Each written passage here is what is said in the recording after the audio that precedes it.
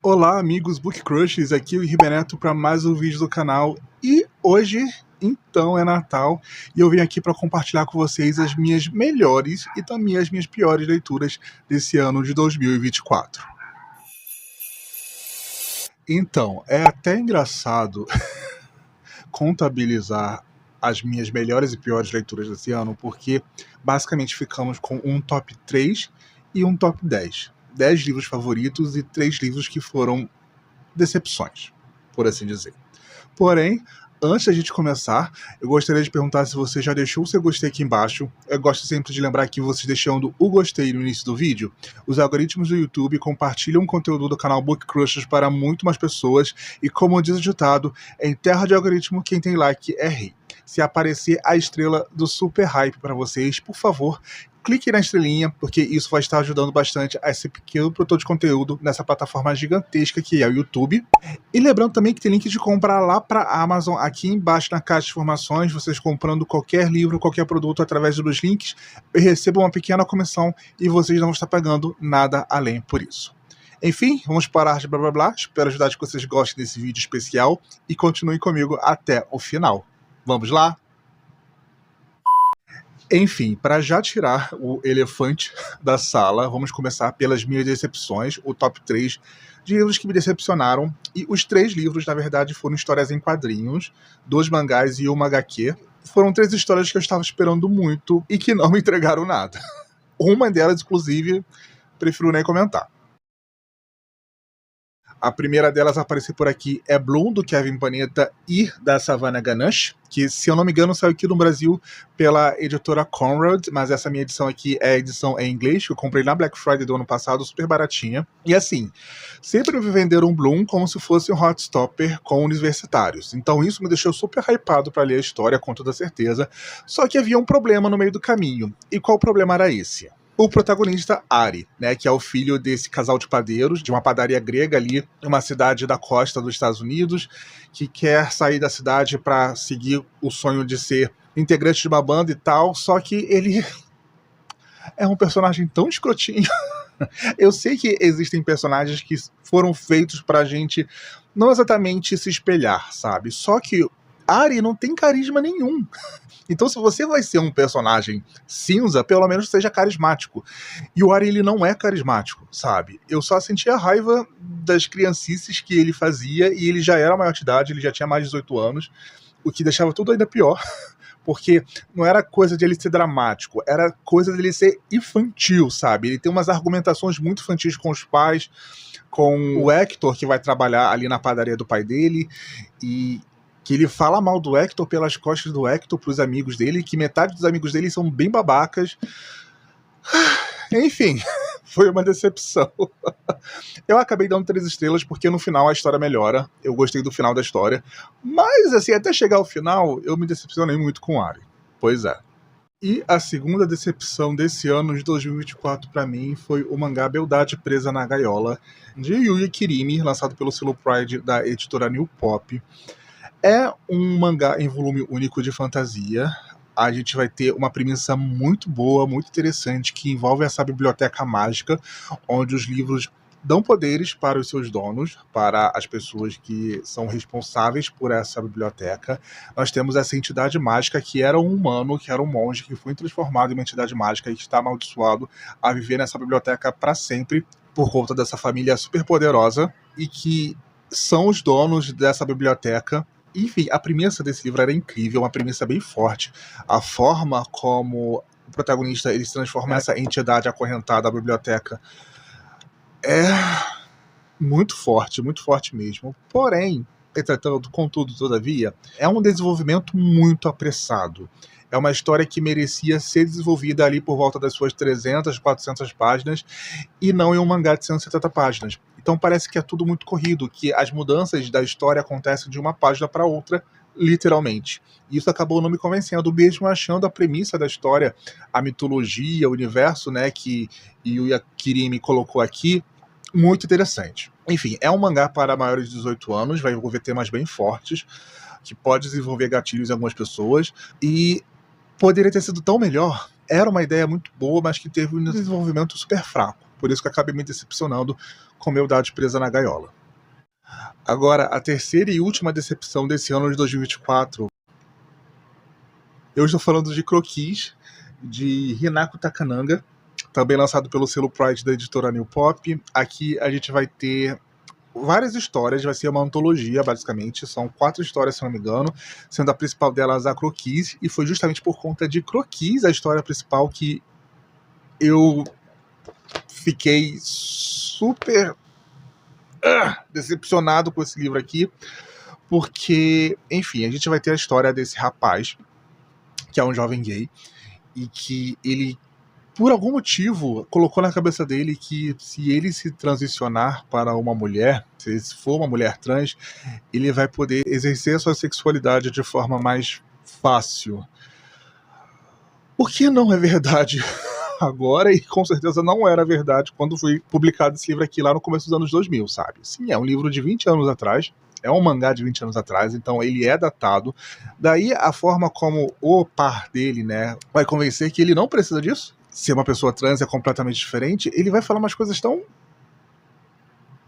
estúpidas. Eu vou falar assim, ele vai falar umas coisas tão estúpidas para convencer ele, e ele compra esse discurso do rapaz. Eu fiquei assim, por quê? Pra onde você tá levando essa história, mulher? Pra onde? Enfim, foi um desserviço completo, sabe? Foi uma história que poderia ser muito à frente do seu tempo, com toda certeza, porque vão ter outros personagens ali que de fato são mulheres trans, só que se percebe que foi escrito por alguém fora da comunidade, sabe? Enfim, foi um desserviço. Eu não sei nem se eu dou esse livro, porque eu acho que dar esse mangá para outra pessoa seria um presente de grego, sendo bem sincero. Enfim, agora vamos falar de coisa boa. Vamos falar de Top Term. Não, não vamos falar de Top Term. Nós vamos falar sobre as minhas 10 leituras favoritas que eu realizei nesse ano de 2024. Na verdade, 9, porque a 10ª, na verdade, foi a última leitura do ano passado, e que eu já tinha gravado o vídeo de favoritos, e por isso eu não consegui acrescentar esse livro na minha lista de favoritos de 2023. Aí eu passei para a lista de 2024, sendo a primeira leitura, por assim dizer. Eu estou falando de Se Ela Fosse Minha, de Alison Crushing, a mesma autora de A Estratégia do Charme, que eu li em 2022, que foi favorito de 2022, e aqui a gente vai ter essa história sáfica de Natal, que foi favorita do final do ano passado. E sério, gente, que rebuceteiro é essa história aqui. A gente basicamente vai ter essa barista que trabalha em uma cafeteria super pretensiosa, que está cheia de problemas financeiros por conta dela ter se mudado de cidade e por conta do emprego original dela não ser de barista, dela ter sido animadora, mas ela ter sido despedida do estúdio de animação por conta de vários motivos ali. E ela acaba conhecendo em um dia de Natal essa moça, né, que ela fica super impressionada com ela, eles passam um dia incrível, mas por algum motivo elas acabam se separando depois desse dia de Natal, e ela não superou essa moça. Daí passamos um ano completo e ela acaba conhecendo esse CEO, que é o dono do prédio onde fica essa cafeteria que ela trabalha, que faz uma proposta para ela, para enganar a família dele por conta de um contrato de testamento que ele precisa cumprir. E ela aceita porque ela precisa de dinheiro. Só que quando ela chega na casa da família dele para passar o Natal com a família dele e tal, para fingir que é a noiva dele, ele vai descobrir que a irmã desse cara, na verdade, é a moça com quem ela teve um rolo no final do ano passado. E basicamente esse é o começo da história de Se Ela Fosse Minha, que vai ser um verdadeiro rebuceteiro, porque não vai ser só a história das duas, vai ser a história desse CEO com a melhor amiga da irmã dele, de infância, sabe? Que ele também tem um crush por essa pessoa e que, por vários motivos, eles ainda não conseguiram se resolver. Então nós temos esse quadrilátero amoroso onde, né, por conta desse bendito contrato, os dois não podem ficar com o que eles realmente querem. E esse é o ponto de partida da história. É muito, muito, muito bom. É uma história de Natal, vai se passar no Natal, tem clima de Natal, é muito gostoso. Gente, eu amei esse livro aqui. A Alison Crushing conseguiu de novo, foi a minha segunda leitura favorita dela. E sério, gente, leiam, apenas leiam, porque foi uma leitura divertida, incrível e doce. Passando agora para, de fato, a primeira leitura favorita que eu realizei agora nesse ano de 2024, nós temos o Ilhados, do Lucas Santana. Lucas Santana, que geralmente é mais conhecido por suas histórias de horror, suspense e tal, mas aqui a gente vai encontrar um romance nessa ilha idílica, onde a própria ilha vai ser meio que um personagem da história muito importante para a narrativa. E vamos ver esse casal aquiliano, né, que é feito por um rapaz ali dos seus 20 e poucos anos que mora nessa ilha, e esse francês que é um velejador que está chegando nessa ilha, no verão dessa ilha, e vai trazer com ele muitos mistérios, e vai trazer também essa paixão avassaladora desse rapaz por esse velejador, né, que vai acabar se descobrindo bissexual no decorrer da leitura. E é uma história assim, gente, visceral, é uma história muito visceral, é uma história em que você consegue sentir as paisagens, as emoções dos personagens, da ilha por si só. É incrível, vai ter um pouco de mistério ali que a gente vai descobrir que é interligado à chegada do protagonista francês na história. Mas é muito sobre autodescoberta, sobre essa coisa de paixão de verão, sobre... Enfim, é lindo, gente. É um livro lindo, é um livro poético, é um livro muito bem escrito. É um livro adulto. Acho que eu preciso deixar isso bem claro. Muitas cenas adultas aqui no decorrer da história. Mas, enfim, gente, poesia pura. Sério, se vocês tiverem Kindle Unlimited, se vocês puderem comprar esse book, comprem, porque vocês não vão se arrepender. Ilhados é um livro incrível e foi a minha primeira leitura favorita desse ano de 2024 e eu não poderia deixar de citar ela de jeito nenhum. Pois é. E a minha terceira leitura favorita desse ano, de 2024, foi Quarto Aberto, do Tobias Carvalho, essa ficção contemporânea nacional que foi publicado pela editora Companhia das Letras. E esse livro aqui basicamente vai contar a história desses dois casais que possuem um relacionamento aberto e que vão acabar se envolvendo os quatro entre si. Só que o que parece ser uma premissa simples não é. Por quê? Porque as pessoas gostam de complicar as coisas. Inclusive, mesmo eles sendo os quatro parte de um casal, de um relacionamento aberto, eles conseguem complicar tudo, eles conseguem enganar os parceiros, eles conseguem mentir, eles conseguem trair. Sério, eles conseguem trair em um relacionamento aberto. Por quê? Porque as pessoas são complicadas. E sério, gente, foi uma verdadeira montanha-russa emocional ler esse livro aqui. Eu me importei muito com os personagens, mesmo que parte deles sejam personagens odiosos, inclusive o protagonista. E eles vão fazer muita burrada, eles vão fazer muita merda, e você vai ficar com raiva deles. Tanto que quando eu terminei o livro e eu percebi o final meio cínico que o Tobias Carvalho colocou pra essa história, eu quase joguei esse livro pela janela, porque... eu pensei, não acredito que depois disso tudo a gente vai continuar nesse ciclo. Mas enfim, foi uma história muito boa, que me deu muitas emoções e que eu adorei, eu amei. Eu de verdade amei acompanhar esses personagens. A escrita do Tobias Carvalho é muito gostosa. Eu quero ler outras histórias do autor. Tem, se eu não me engano, a antologia dele publicada pela Record lá na Audible, e eu vou pegar para escutar. Mas enfim, gente, sério, incrível, super recomendado, 5 estrelas. Você vai odiar amar esse livro, assim como eu, com toda certeza. Em sequência dos favoritos, nós temos esse livro aqui que na verdade está representando a série toda que eu li até o momento. A série ainda não terminou, mas eu já li todos os livros publicados aqui no Brasil e todos foram 5 estrelas, favoritos incríveis e... enfim... Eu tô falando de Lore Olympus, da Bert Smith, lançado pela Suma HQ aqui no Brasil. Já foram lançados os 4 primeiros volumes, mas lá fora, se eu não me engano, a série já foi publicada até o 7º ou 8º volume. O que é coisa pra caramba, eu sei. E são verdadeiros calhamaços. Mas assim, gente, esse reconto de Hades e Perséfone, que mistura o contemporâneo com o antigo, até porque a história não se passa...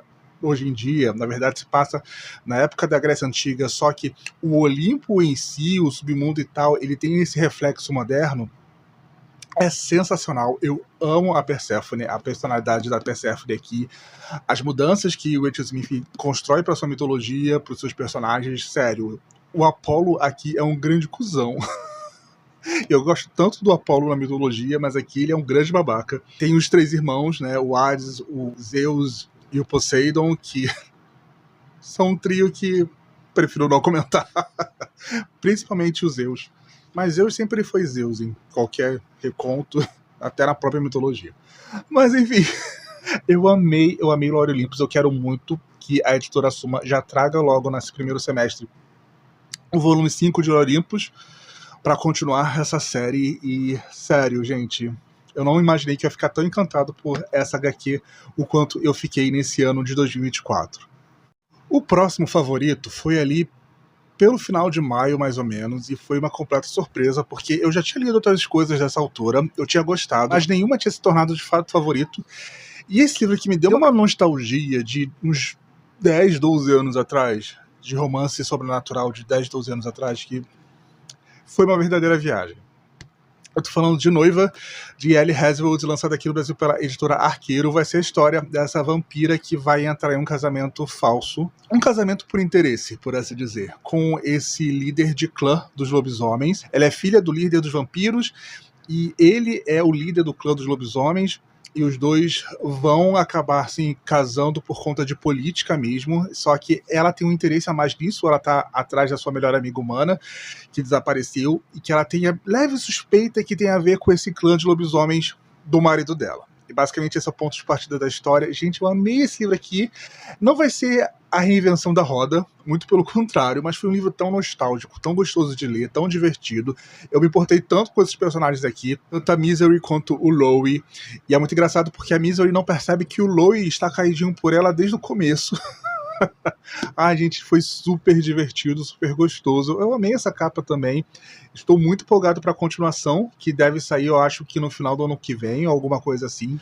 Que sim, Ellie Hazelwood já confirmou que vai ter uma continuação, que se não me engano vai ser protagonizado pela melhor amiga da Misery. Enfim, estou muito empolgado e foi uma grata surpresa desse ano de 2024 e eu super recomendo também. O próximo favorito, ele é o meu favorito tóxico. Eu só posso descrever assim, porque de fato ele é um manhwa que eu li ali na metade do ano, um pouco antes do meu aniversário. E eu li ele online e depois eu comprei os 3 primeiros volumes da série, porque eu tava basicamente importando da China e tava bem caro, tava pesando no meu bolso. Eu falei, 3 volumes tá ótimo. Mas enfim, é uma história de romance aquiliana, onde nós vamos ter esse universitário que vai acabar se envolvendo com o seu camboy favorito. Que ele acaba descobrindo que é um colega de escola, que é um colega de faculdade dele, que tem essa imagem de bom rapaz, direito, comportado e tal, na faculdade, só que à noite ele se transforma nesse cowboy conhecido como BJ Alex, que é essa série de mangua. Eu li toda online, depois eu fui comprando os volumes em formato físico, e eu ainda não completei porque, sério, se vocês forem ver o preço de importar lá no Shopee, vocês vão entender por que eu não completei. Mas enfim, é o meu favorito tóxico, porque o BJ Alex, né, que é o cowboy, ele é um cara escroto. Ele é um cara muito, muito, muito escroto. Ele faz umas coisas com protagonistas em que você fica, meu filho, acorda, sai dessa vida. Só que é uma história muito gostosa de se ler, muito divertida de acompanhar, sabe? Então, assim, eu passo esse pano, porque primeiro ele é voltado para o público maior de 18 anos, então já fica aí essa barreira, né? Nem por um momento a história se vende como, uma história romântica e tal. Não, tipo assim, é putaria. Se é que vocês me entendem. Mas enfim, foi divertidíssimo. No final, obviamente, o BJ Alex vai ficar um verdadeiro cadelinho pelo protagonista, né? Porque ele vai descobrir que se apaixonou de verdade. Porque no começo ele literalmente estava usando o garoto como um escape sexual. Mas enfim, gente, é o meu boy lixo favorito, com toda certeza. É o relacionamento tóxico que eu passo pano. Na verdade, eu não passo pano. Eu sei que é tóxico de verdade. Mas enfim, foi uma história super divertida que eu adorei ler e eu já li completo e tal. Então, é sobre isso. Daí, o meu próximo favorito já foi uma leitura mais tranquila. Mas foi uma leitura que me conquistou muito. É um calhamaço, mas o trabalho que a pessoa que escreveu fez aqui foi sensacional, é a melhor obra dessa pessoa, com toda certeza. Eu tô falando de Sem Amor, de Alice Oseman, lançada aqui no Brasil pela editora Rocco. Se não me engano, foi o livro em prosa mais recente que Alice Oseman escreveu. Eu li esse ano tanto Sem Amor quanto Rádio Silêncio, que foram 2 livros que ficaram com 5 estrelas, mas Sem Amor se tornou favorito. Vai ser essa história da Georgia, que tá indo pra faculdade com os melhores amigos dela, ali do ensino médio e tal, que faziam teatro com ela, e ela se considerava uma especialista em amor, só que ela nunca teve um relacionamento de verdade, entre muitas aspas, sabe? Ela sempre tentou, se cobrou muito a beijar, a ter um namorado e tal, por conta das expectativas de todo mundo, só que não era exatamente algo que ela queria. E no decorrer desse ano dela, né, na faculdade, desses 2 primeiros semestres dela na faculdade, ela vai se descobrir assexual. E esse é o ponto de partida da história, né? Ela lidando com as expectativas das pessoas com relação a relacionamentos, ela se autodescobrindo assexual e tal, ela errando muito no caminho, sério, ela vai errar com esses 2 amigos de uma forma épica, justamente por conta disso, dela tentando se encaixar e tentando atingir as expectativas de todo mundo. Sério, foi uma história muito bem escrita. Eu acho que é a história mais madura de Alice Oseman, com toda certeza, e eu me surpreendi muito. É um calhamaço, eu li ali no período, mais ou menos, da Bienal de São Paulo, né, quando estava prestes a viajar, e fui arrebatado por essa história aqui, por esse verdadeiro calhamaço, e vale super a pena. Como falei pra vocês, eu gostei tanto de Rádio Silêncio quanto Sem Amor, mas o Sem Amor se tornou meu favorito, com toda certeza. O antepenúltimo favorito a aparecer aqui nesse nosso vídeo é o Mentiras que Contamos, do Philippe Besson, lançado aqui no Brasil pela editora Astral Cultural. Se eu não me engano, esse livro aqui vai ser um romance contemporâneo francês. Ele vai se passar em 3 tempos, que é os anos 80, 2007 e 2016. Nós vamos acompanhar esse rapaz, que é um autor, e ele vai acabar vislumbrando uma pessoa, enquanto ele está dando uma entrevista, que lembra muito alguém do passado dele. E justamente por esse vislumbre que ele tem dessa pessoa, ele acaba viajando de volta, né, para o passado, para contar o seu primeiro amor, a sua autodescoberta. A maior parte do livro se passa nos anos 80, né, essa memória dos anos 80 que ele tem, as memórias dele se descobrindo e dele se envolvendo, né, com o Thomas. E assim, é um livro que me trouxe exatamente aquilo que eu estava esperando receber em Nadando no Escuro. Eu li Nadando no Escuro um pouco antes dele, eu acho que eu li Nadando no Escuro antes desse aqui, e eu gostei de Nadando no Escuro, mas ele não se tornou favorito, ele não me impactou tanto quanto eu esperava que ele fosse me impactar. Aí eu peguei Mentiras que Contamos, porque ele é fininho e tal, e ele me trouxe exatamente isso que eu tava procurando em Nadando no Escuro, sabe? Esse relacionamento arrebatador sobre as escolhas que cada um fez. Sério, incrível, incrível, incrível, muito bem escrito. É um livro super devorável. Eu li isso aqui em uma manhã de domingo, só pra vocês terem noção, e não teve como não favoritar, sabe? Foi maravilhoso e foi o antepenúltimo favorito desse ano de 2024. Daí, o penúltimo livro favorito desse ano é dele, Vitor Martins, com mais ou menos 9 horas, lançado aqui no Brasil pela editora Alt. Eu comprei na Bienal de São Paulo, porque estava mais barato, é claro.